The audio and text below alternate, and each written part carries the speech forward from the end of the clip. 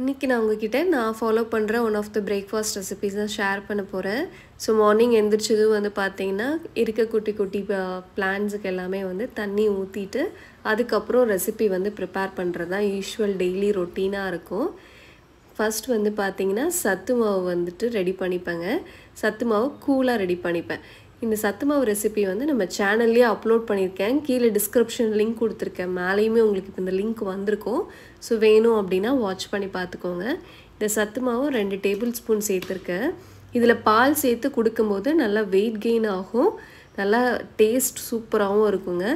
நான் வந்து பார்த்திங்கன்னா தண்ணி உப்பு தான் சேர்த்து இப்போ சத்து மாவு வந்து குடிக்க போகிறேங்க. ஸோ இதை நல்லா மிக்ஸ் பண்ணிவிட்டு ஒரு டம்ளர் அளவுக்கு வந்து தண்ணி எடுத்துக்கோங்க. தண்ணி நல்லா சூடானதுக்கப்புறம் ஓரளவுக்கு மிதமான அளவு சூடானதுக்கப்புறம் இதில் வந்து நம்ம இப்போ கலக்கி வச்சுருக்கக்கூடிய சத்து மாவு வந்து உள்ளே சேர்த்துக்கலாங்க.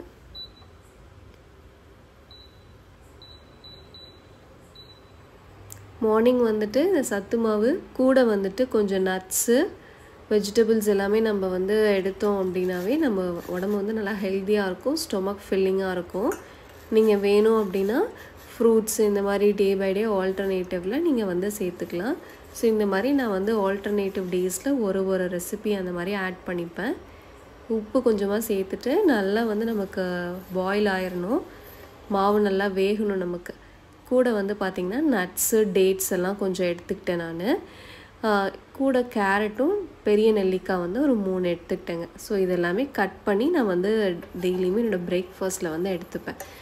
இப்போ நமக்கு கூழ் வந்து பார்த்திங்கன்னா நல்லாவே ரெடி ஆயிடுச்சு. ஸோ கூழ் எடுத்து வச்சுட்டு கம்ப்ளீட்டாக ஆறட்டும் அப்படின்னு நம்ம வந்து கூழ் குடிச்சிக்கலாம்.